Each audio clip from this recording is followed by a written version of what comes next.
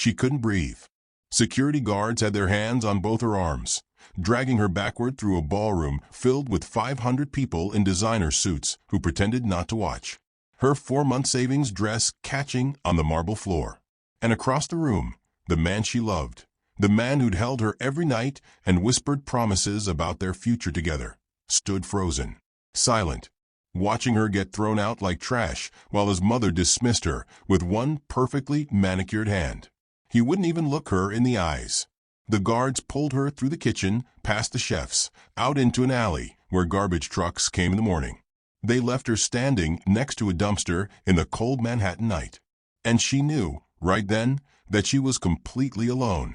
But what Garrett and his mother didn't know, what they couldn't possibly imagine, was that the same company that threw her out would come crawling back, begging her to save them. And when she walked back through those doors, it wouldn't be as someone asking permission to belong.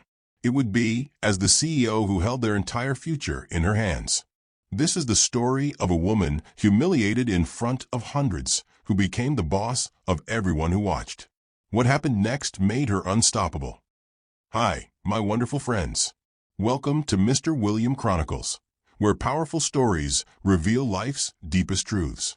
Before we continue with Kira's journey, I want you to help me prove something wrong. Some people claim that this channel will not grow, that people will not listen to these stories. But I believe these stories deserve to be heard. Help me show them that these tales matter. So do me a favor. Hit that subscribe button right now and join this family of story lovers. It helps me keep bringing you these powerful stories. Drop a comment telling me where you're watching from and what time it is. You are the heartbeat of this channel, and knowing you're out there keeps these stories alive. Kira Novak stood in the middle of a ballroom that cost more than she made in a year. Crystal chandeliers hung overhead. Men in $1,000 suits talked about stocks. Women in designer dresses laughed at jokes that weren't funny. She didn't belong here. She knew it. They knew it. And in about 30 seconds, everyone else would know it too. Security was walking toward her. 2 men. Big. Professional. The kind who remove problems quietly. Across the room, Garrett's mother raised her hand like she was hailing a cab. Except she wasn't calling for transportation. She was calling for Kira's removal. Patricia Aldridge, Chief Strategy Officer of VentureCore Tech Board Member. Garrett's mother, the woman who'd built half this company with her bare hands and her husband's money. She wore pearls. Real ones. The kind that came from actual oysters, not a department store. Her eyes were cold. Mississippi. The first security guard reached Kira. His voice was firm, but not mean. Like he'd done this before. You need to leave. Kira's stomach dropped. Her hands started shaking. She'd spent 4 months saving for this dress. Navy blue. Simple. Elegant. She thought it would be enough. It wasn't. There's been a mistake, Kira said. Her voice came out smaller than she wanted. I'm with. There's no mistake. Patricia appeared beside the guards. Up close, she was even more intimidating. Tall. Polished. Every hair in place. You're not on the guest list. Mrs. Aldridge, I'm Garrett's. I know exactly who you are. Patricia's voice cut through the noise of the party. People nearby stopped talking. Started watching. Some girl my son met at a conference. A coder from Queens who thinks she can walk into our world wearing a cheap dress and fake confidence. The words hit like punches. Kira looked past Patricia, searched the crowd, found Garrett standing 20 feet away. Their eyes met. He looked scared. His face was pale. His expensive watch caught the light as his hands trembled. Garrett. Kira's voice broke. Tell her. He opened his mouth. Nothing came out. Garrett, please. Tears burned in Kira's eyes. Say something. He looked at his mother. Looked at the crowd. Looked at the floor. That's when Kira understood. He wasn't going to help her. He was going to let this happen. 6 months. 6 months of coffee dates and late-night conversations. 6 months of him saying, give me time, and they'll understand eventually. 6 months of believing in him. All of it meant nothing. My son is being groomed for leadership, Patricia continued. Her voice was calm, matter of fact, like she was discussing the weather. He needs someone appropriate, Someone from our world. Not some nobody who writes code in a studio apartment. The guards moved closer, one on each side. Kira felt their hands on her arms. Gentle but firm. Wait. She tried to pull away.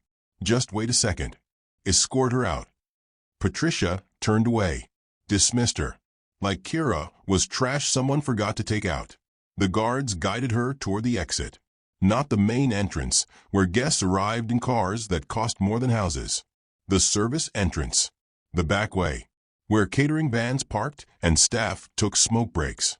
500 people watched her walk through that ballroom. Executives she'd impressed at tech conferences. Investors who'd called her work revolutionary. Developers who'd read her code and asked how she made it run so fast. All of them saw her being removed like a trespasser. She passed a table of venture core engineers. One woman looked away, embarrassed. For Kira or for herself, it was hard to tell. The guards brought her through the kitchen. Chefs chopping vegetables. Waiters balancing trays. They all glanced up, saw what was happening, went back to work. Out the back door. Into the alley. The night air hit her face. Cold. November in Manhattan. The kind of cold that gets into your bones.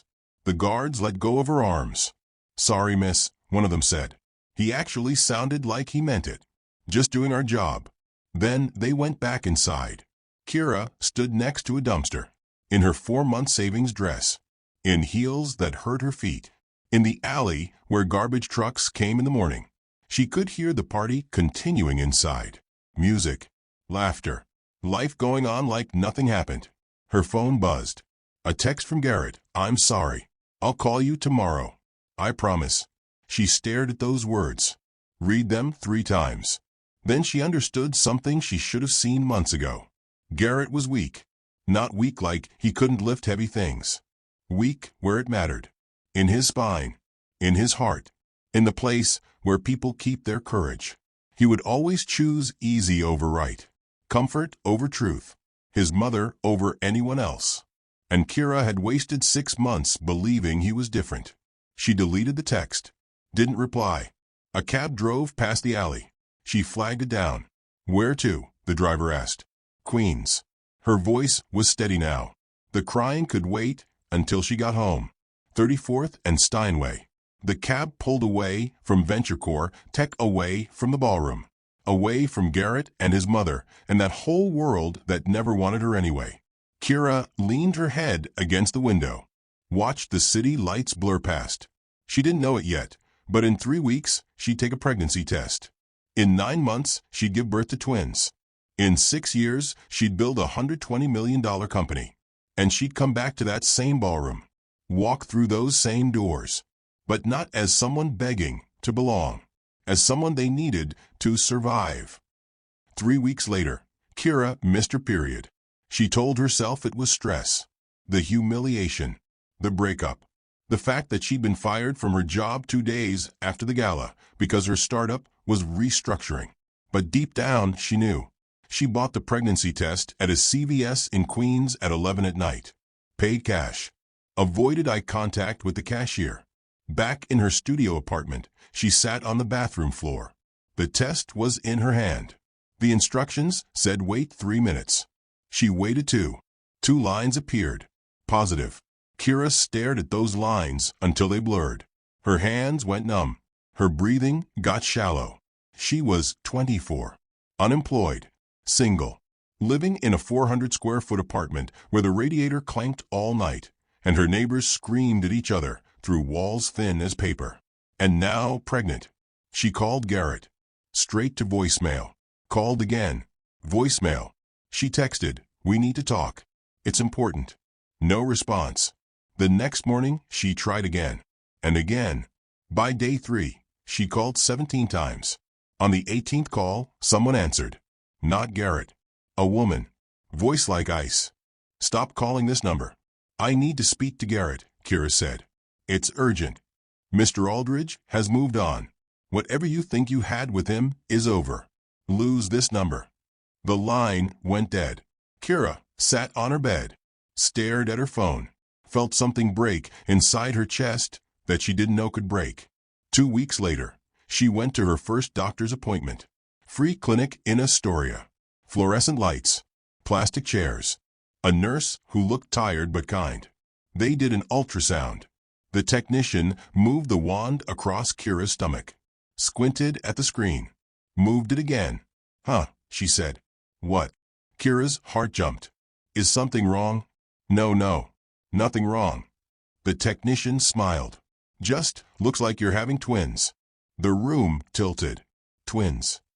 See right here? The technician pointed at the screen. 2 small shapes. 2 tiny heartbeats flickering like stars. Baby A and Baby B, congratulations. Kira couldn't breathe. 1 baby seemed impossible. 2 babies seemed like a joke the universe was playing. The technician printed out the ultrasound photo. Handed it to Kira. You'll need to schedule regular appointments. Twins require more monitoring. Kira took the photo. Looked at those 2 tiny shapes. Her hands were shaking. That night, she tried calling Garrett one more time. The number was disconnected. She sent an email. I'm pregnant. We need to talk. The email bounced back. Address no longer valid. She tried LinkedIn. His profile was set to private. Instagram. He'd blocked her. Every door was closed. Every avenue cut off. Kira sat in her apartment. Looked around. Second-hand furniture. A laptop that was 3 years old. $847 in her bank account. Rent was $1,200 a month. She had enough money for maybe 3 more weeks. Then nothing. 1 week later, a knock on her door. Kira opened it. A man in a suit stood in the hallway. Professional. Polite. Kira Novak? Yes. He handed her a large envelope. You've been served. Then he left. Kira closed the door. Opened the envelope with shaking hands. Inside, a check for $75,000. And a legal document. 3 pages. Dense text. Words like termination of parental rights and non-disclosure agreement and waiver of all future claims. A note was paper-clipped to the front. Handwritten. Expensive stationery. This is more than generous. Sign the papers. Take the money. Disappear. If you contact my son or our family again, we will make your life very difficult. P. Aldrich. Kira read the note 3 times. $75,000. More money than she'd ever had. Enough to survive. Enough to start over. All she had to do was sign away her children. Pretend they didn't exist. Let the Aldrich family erase her like a mistake. She looked at the ultrasound photo on her refrigerator. 2 tiny heartbeats. Then she took the check. Walked to her kitchen. Tore it into small pieces. Let them fall into the trash. The legal document went in next. Unsigned. Rejected. That night, Kira sat at her laptop. Opened a spreadsheet. Started doing math. Rent, $1,200 a month. Food, $300. Utilities, $150. Doctor appointments, no insurance, so at least $500 per visit. When the twins came, she'd need diapers, formula, clothes, cribs, car seats, childcare. The numbers didn't work. No matter how she calculated, the numbers never worked. But sitting there in her tiny apartment, looking at that ultrasound photo, Kira made a choice. She'd been raised by a single mother who worked 3 jobs, who came home exhausted every night but always made dinner, who never complained, never gave up. If her mother could do it, so could she. Kira opened a new document on her laptop. Started writing code. She'd been working on something for months. Software that could optimize supply chains in real time. Make shipping faster, cheaper, better. Every tech company she'd shown it to said it was impossible. Too complex. Too ambitious. But Kira had always been good at doing impossible things. She worked until 4 in the morning. Fell asleep at her desk. Woke up at 7. Started again. 2 weeks later, she packed everything she owned into 6 boxes. Put them in a U-Haul van she rented for $69. She drove out of New York City. Away from Garrett. Away from VentureCore, tech, away from the life she thought she'd have. To Boston. Cheaper rent. New beginning. A place where nobody knew her story. where she could build something from nothing. Just her laptop, and two babies she hadn't met yet, but already loved more than anything. Kira gave birth on a Tuesday in September. No family in the waiting room. No partner holding her hand.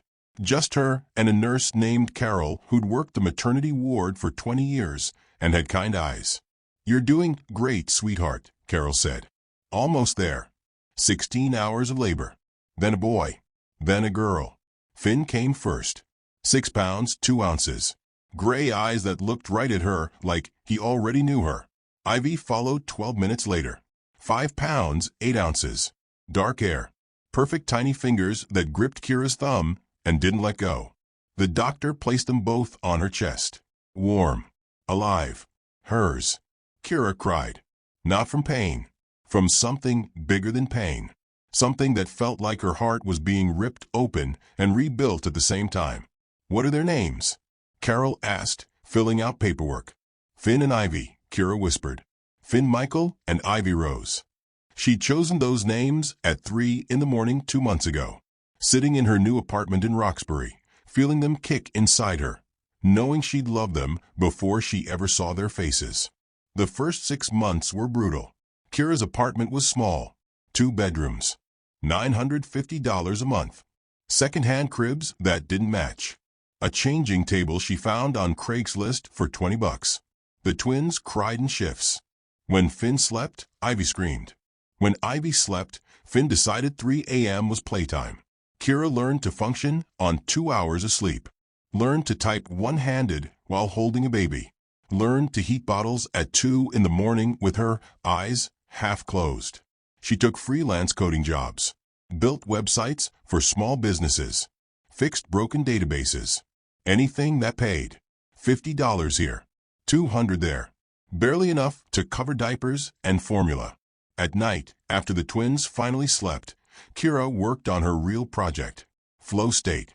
Supply chain optimization software that learned and adapted. Software that could save logistics companies millions. She coded until her eyes burned. Until her back ached from sitting at her kitchen table. Until the sun came up and the twins woke up crying and the whole cycle started again. Some mornings she sat on the bathroom floor and cried from exhaustion. Then she'd wash her face. Make coffee. Pick up Finn and Ivy. Keep going. When the twins turned 6 months old, Kira found a daycare in Dorchester.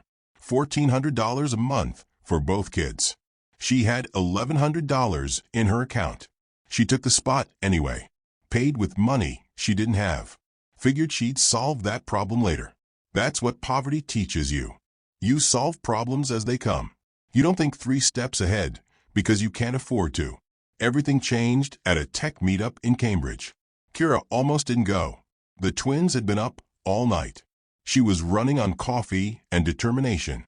But the meetup was free and there'd be pizza, and she hadn't talked to another adult in 3 days. She sat in the back, listened to presentations about startups and venture capital and people with big ideas and bigger budgets.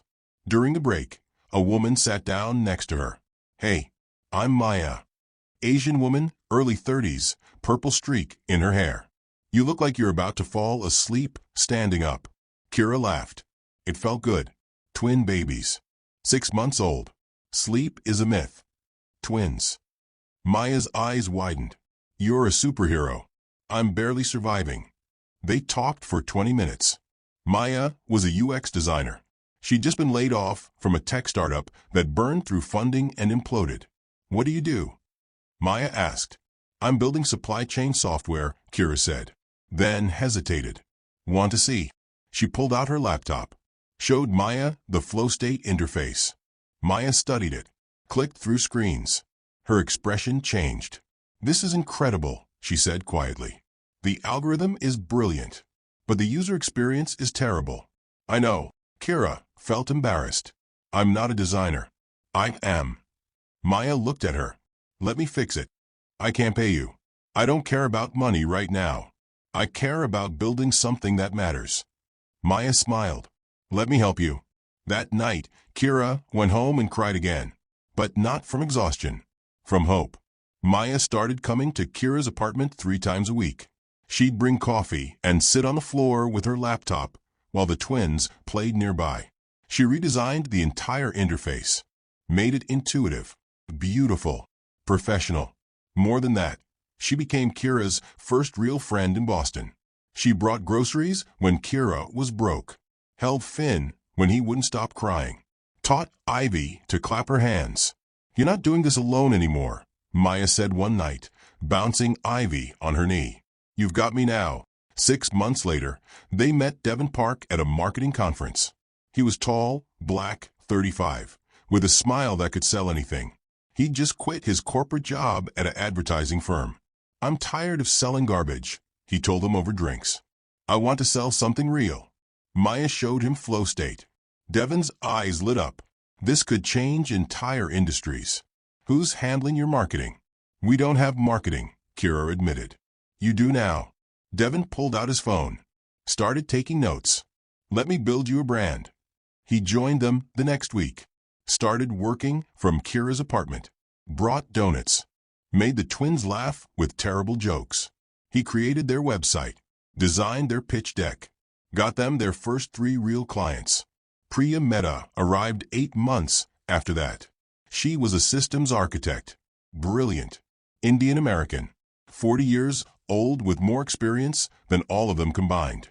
She'd been passed over for promotion 5 times at her tech company. Always the same excuse, not the right cultural fit. Translation: she was a woman. She was brown. She asked too many questions. She quit the day they promoted a 26-year-old white guy who'd worked there half as long. Maya met her at a Women in Tech event, told her about Flow State. Priya came to Kira's apartment on a Saturday, looked at their code, looked at their infrastructure, looked at their plans. "You're doing this all wrong," she said bluntly. Kira's heart sank. "Oh, but I can fix it." Priya smiled. "If you'll have me." They had her. The 4 of them became a family. They worked from Kira's living room, laptops on the coffee table, twins playing with blocks between their feet, Thai food containers and empty coffee cups everywhere. Maya always had candy in her pockets. Finn loved her for it. She'd do funny voices when reading him stories, making him giggle until he couldn't breathe. Devin taught Ivy to draw. They'd sit on the floor for hours with crayons, creating terrible stick figure masterpieces that Devin hung on Kira's refrigerator like they were worth millions. Priya organized everything with color-coded spreadsheets. She remembered everyone's birthday, brought homemade samosas, became the aunt who always knew where the lost toy was. They weren't just colleagues. They were the family Kira had never had. When Finn took his first steps, all 4 of them were there, cheering, crying, taking terrible blurry photos. When Ivy said her first word, "Mama," Maya recorded it on her phone and they watched it 50 times. When Kira couldn't afford groceries 1 month, she came home to find her refrigerator stocked. No one said anything. No one made her feel small. They just loved her. Flow State grew slowly, then faster.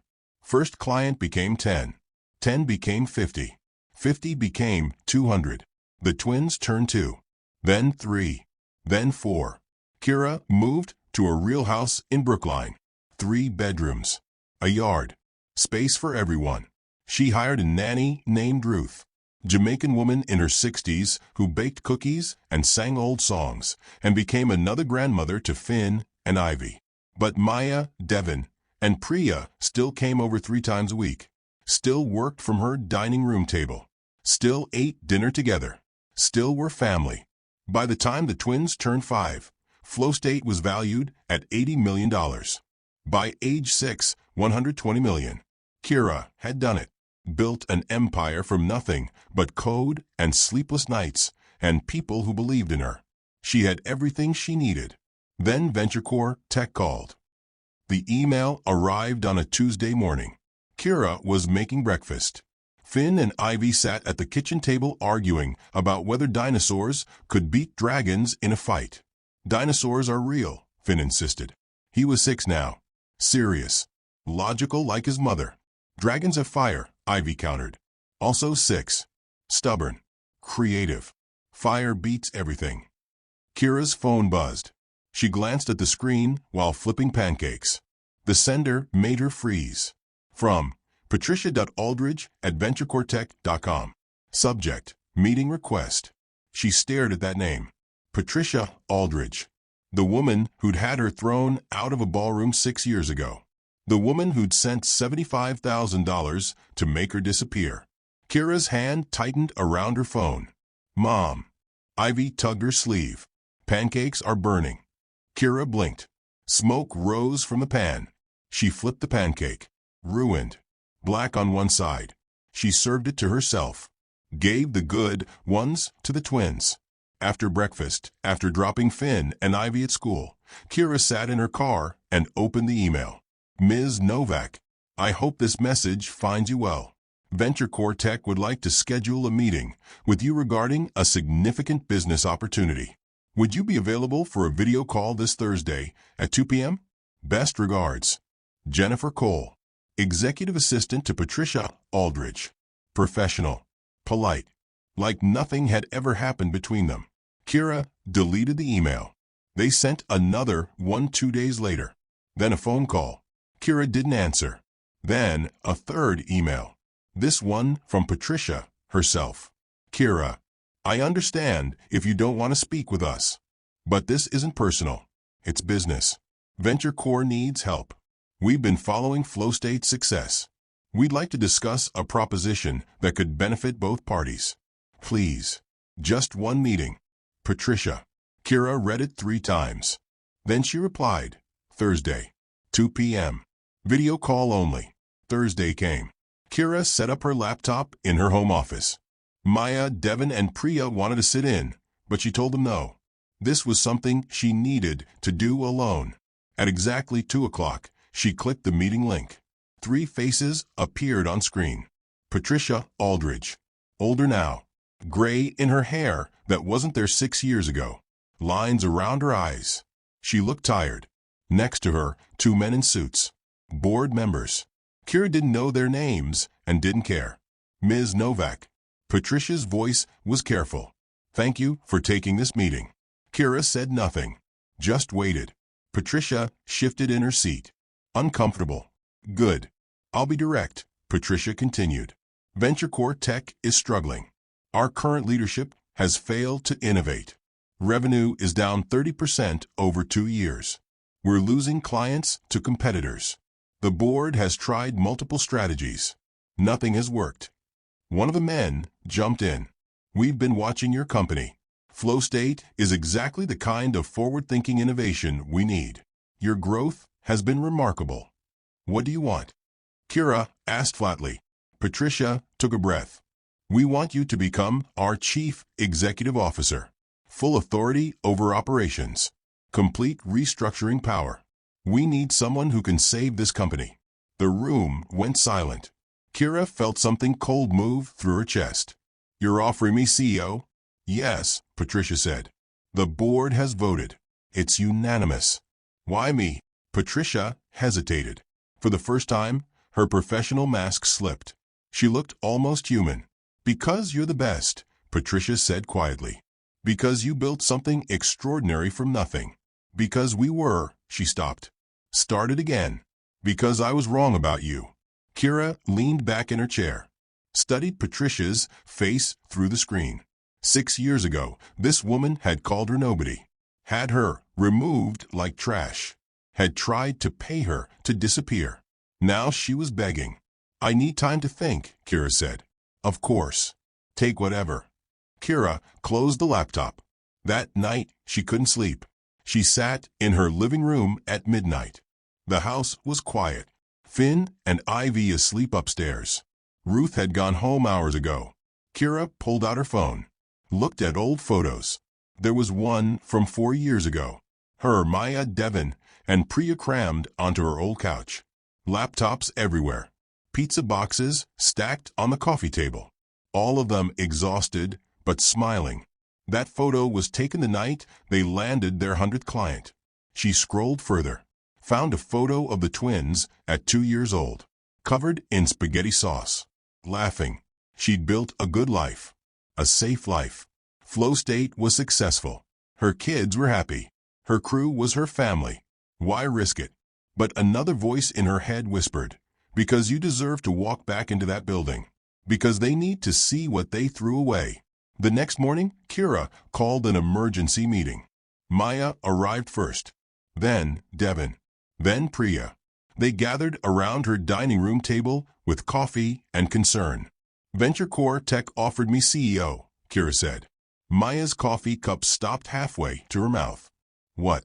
Patricia Aldridge. The woman who had me kicked out. She wants me to run the company. Silence. Then Devin started laughing.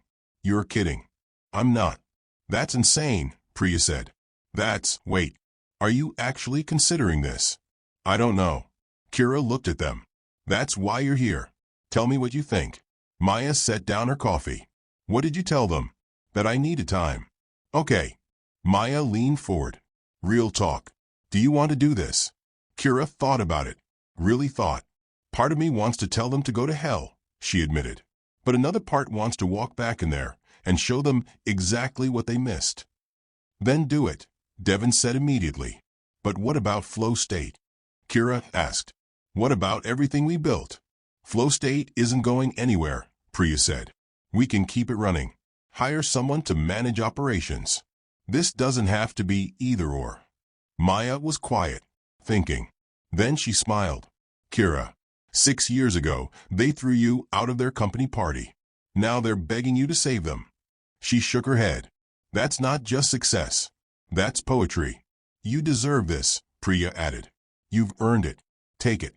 But, Kira stopped. I can't do this alone. I'd need you guys. Then we come with you, Devin said like it was obvious. What? We're a package deal. Maya grinned. You go, we go. We've been through everything together. Why stop now? I can't ask you to. You're not asking, Priya interrupted. We're telling you. We're in. Kira felt her throat tighten. These 3 people. They'd been there when she had nothing. When she was drowning. When success seemed impossible. They'd never left her side. Okay, Kira whispered. Let's do it. Devin raised his coffee cup to burning it down and building it better. They all clinked cups. Kira called Patricia that afternoon. I'll take the position, she said. On one condition. Name it. My team comes with me. Maya Chen, Devin Park, and Priya Mehta. They joined Venture Core as new staff members. Non-negotiable. Patricia didn't hesitate. Done. Then we have a deal. Kira hung up, looked at the contract they'd emailed. Chief Executive Officer. Full authority. Starting in 30 days.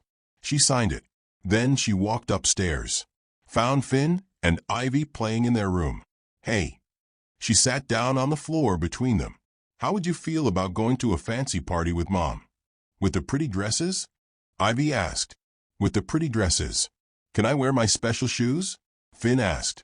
You can wear whatever you want. They cheered. Went back to playing. Kira watched them. Her babies. 6 years old. Perfect. In 30 days, she'd walk back into Venture Core Tech. Not as someone begging to belong. As the person running the whole thing. If you're still watching and feeling that satisfaction right now, tap that like button. You know she deserved this moment. Show this story some love with a like and comment, I see you Kira, if you're rooting for her. Kira stood in front of her mirror, adjusting her dress. Midnight blue. Elegant. It cost more than her first car, but she didn't buy it to impress anyone. She bought it as armor. Behind her, Ivy spun in circles. Navy dress with white trim. Patent leather shoes that clicked on the hardwood floor. Mom, look. I'm a princess. Finn sat on the bed in his small navy suit. He looked like a tiny businessman. Serious face. Combed hair. Do I have to wear the tie? He asked. Yes, Kira said, kneeling to fix it. Just for tonight. Then you never have to wear one again if you don't want to. Promise. Promise. The doorbell rang. Maya, Devin, and Priya arrived together. All dressed up. All nervous, but trying to hide it. Ready to make history? Devin asked. Kira looked at her crew. Her family. Then at her children. Let's go. The Venture Core annual gala looked exactly the same. Crystal chandeliers. marble floors. 500 people in expensive clothes, pretending their lives were perfect. Kira stood outside the entrance, holding Finn's hand. Ivy held Devin's. Maya and Priya flanked them. "You okay?" Maya whispered. "No," Kira said honestly. "But I'm doing it anyway."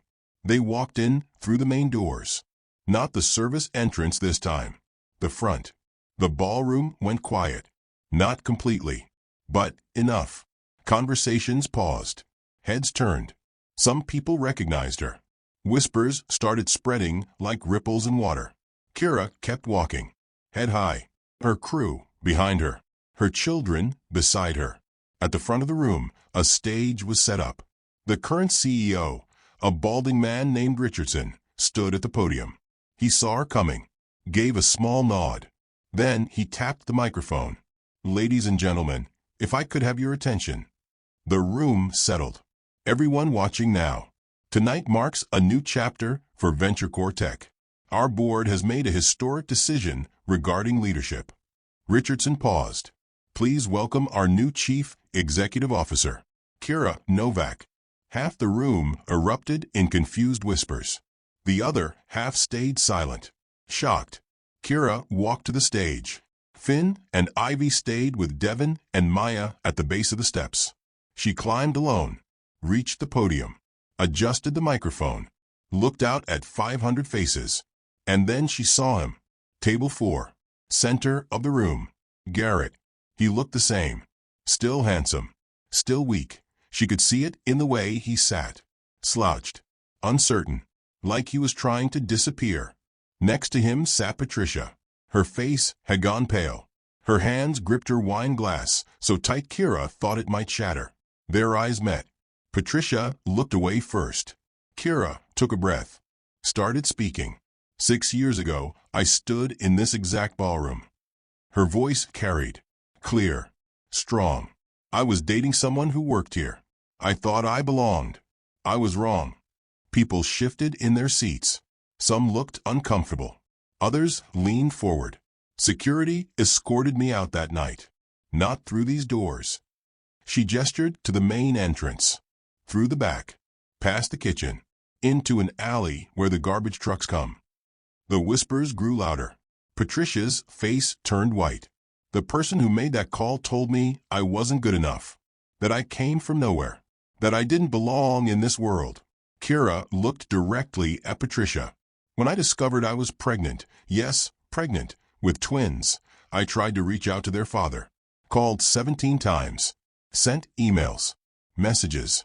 Nothing. Garrett's head dropped. He stared at the table. Instead, I received a check for $75,000 and legal documents. The message was clear. Take the money. Sign away my children. Disappear. Gasps rippled through the crowd. Board members looked at each other. Patricia sat frozen. I tore up that check. Kira's voice didn't waver. And I built a $120 million company from a studio apartment in Queens. I did it while raising 2 kids alone. I did it with the help of 3 incredible people who became my family. She gestured to Maya, Devin, and Priya.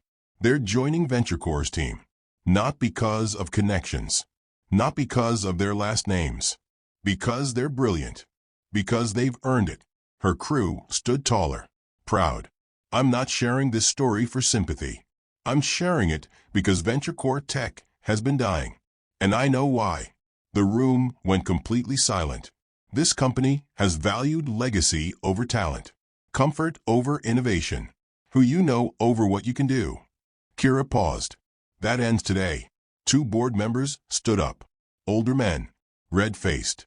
This is completely inappropriate, one of them said. We cannot have. You hired me to fix this company. Kira cut him off. I'm fixing it. Starting with honesty. Richardson stepped forward. Raised his hand. Let her finish. The board members sat down. Furious but silent. Kira continued. To everyone here who's been overlooked because you didn't go to the right school or know the right people, that changes now. To anyone who's been told you're not good enough because of where you came from, I'm proof that they're wrong. She gripped the podium. VentureCore Tech will succeed because we'll value merit. Because we'll promote based on results, not relationships. Because we'll build something better than what came before.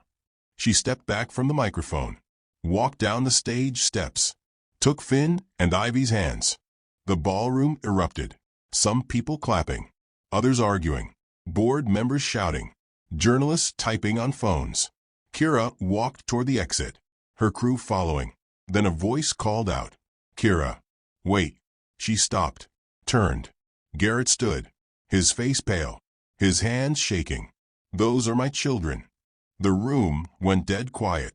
Kira looked at him, really looked, saw the boy she'd loved 6 years ago, the man who'd let his mother throw her out, who'd ignored 17 phone calls, who'd chosen the easy path every single time. "No," she said calmly. "They're mine. I didn't know you were pregnant. If I had. You knew I was trying to reach you. You knew it was important.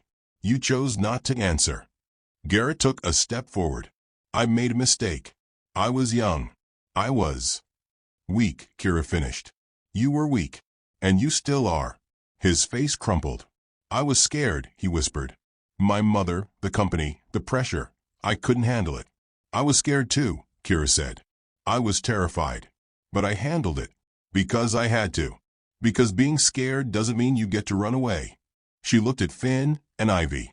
They watched with wide eyes, old enough to understand something important was happening. "These are good kids," Kira continued. "Smart, kind, strong. They're everything I hoped they'd be. And they got that way without you. Please." Garrett's voice broke. "Let me try. Let me be their father. You gave up that right when you let your mother pay me to disappear. When you changed your number. When you blocked me everywhere." Kira's voice was steady. "You don't get to decide you want to be a father now that it's convenient." She turned to leave. Patricia stood. Her voice trembled. "I was wrong about you." Kira stopped, looked at her. Patricia's eyes were wet.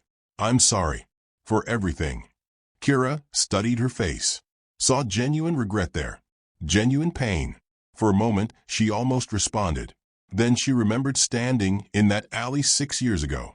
Remembered the check, the legal documents, the cruelty. Some things don't deserve a response. Kira walked toward the main entrance. Finn on her left, Ivy on her right, Maya, Devin, and Priya beside them. Through the doors, into the night. Behind them, the ballroom exploded into chaos. But Kira didn't look back. She'd said what she needed to say, done what she came to do. The rest was just noise. The story hit the internet before Kira made it home. Tech blogs, Twitter, LinkedIn. Someone had recorded her speech on their phone. By morning, it had 3 million views. Hashtag Kira Novak trended for 72 hours straight. Half the comments called her a hero. This is what real leadership looks like. She exposed the whole system. The other half called her unprofessional, airing personal drama at a corporate event. She should have handled this privately. Kira read exactly 3 comments, then deleted the apps from her phone. She didn't need strangers to tell her if she'd done the right thing. She already knew. Her first day as CEO was a Monday. Kira walked into Venture Core Tech at 8 in the morning. Same building, different entrance. The executive floor. Her office had windows overlooking the city. A desk the size of her old apartment. Chairs that probably cost more than her first car. She hated it. By noon, she'd moved the desk against the wall. Brought in her own chair from home. Put photos of Finn and Ivy on the bookshelf. Maya found her sitting on the floor with her laptop. "What are you doing?" "Working," Kira said. "That desk makes me feel like I'm playing pretend." Maya laughed. Sat down next to her. "Fair enough."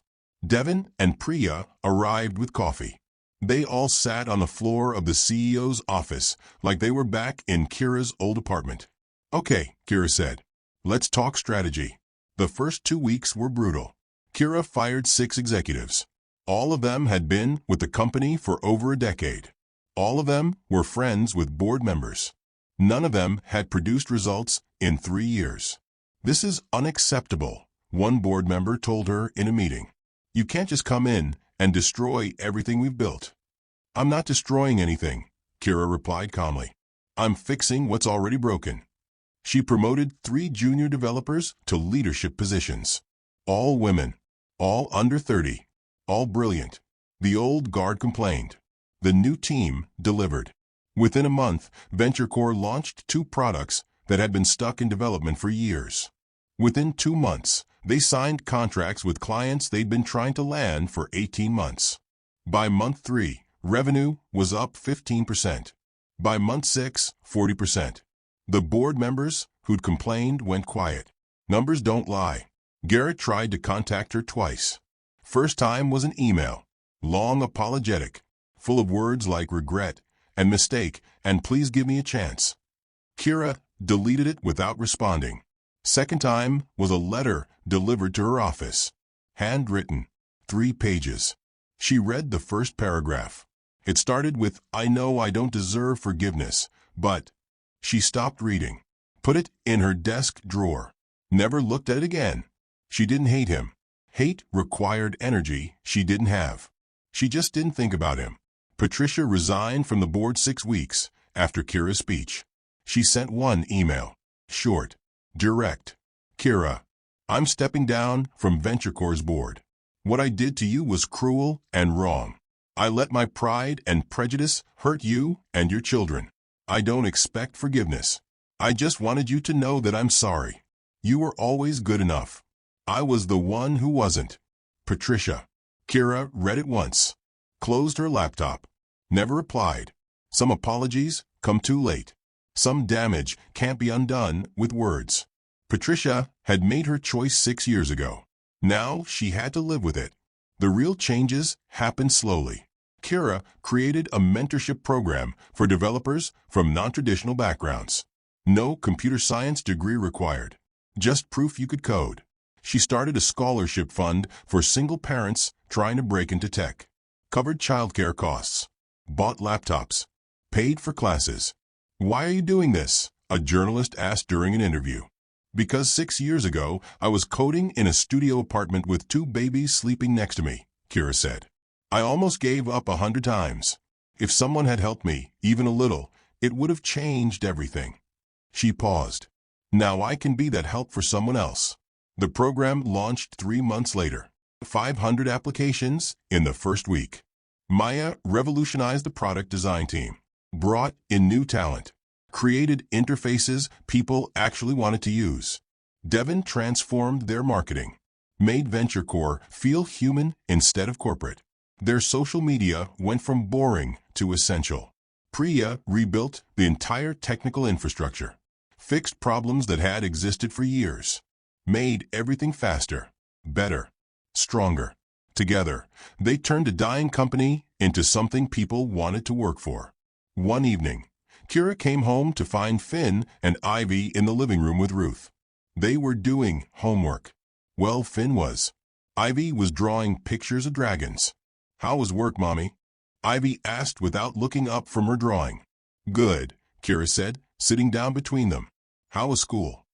Boring, Finn said. We learned about fractions again. Math is important. I know. He sighed like it was the heaviest burden in the world. Kira smiled, kissed his forehead. Later, after dinner, after baths, after stories, she tucked them into bed. Mom. Ivy's voice was small in the dark. Yeah, baby. That man at the party, the one who looked sad, was he our dad? Kira's breath caught. She'd known this question would come eventually, just not tonight. Yes, she said honestly. He is. Why doesn't he live with us? Because sometimes people make choices that change everything. He made choices that meant he couldn't be part of our family. Finn rolled over in his bed. Will we make bad choices too? Probably, Kira said. Everyone does. But the important part is learning from them and being brave enough to stand up for what's right even when it's hard. Were you brave? Ivy asked. Kira thought about it. About standing in that alley 6 years ago. About tearing up that check. About building everything from nothing. I tried to be, she said. I'm still trying. She kissed them both good night, turned off the light, stood in the doorway watching them breathe. Her children, 6 years old, perfect. Hers, 6 months into her role as CEO, VentureCore's value had increased by 45%. A year in, 60%. Forbes did a feature story. The single mom who saved a tech giant. Kira hated the headline. She wasn't a single mom who happened to save a company. She was a brilliant CEO who happened to be a single mom. But she did the interview anyway. Talked about merit over legacy. About second chances. About building something that matters. One Saturday morning, Kira sat in her backyard watching Finn and Ivy play. Maya was inside making coffee. Devin was teaching Ivy a new drawing technique. Priya was helping Finn build something complicated with Legos. Ruth was in the kitchen baking cookies that would definitely spoil lunch. This was her family, not the one she'd imagined 6 years ago. Better. Her phone buzzed. Email from the board.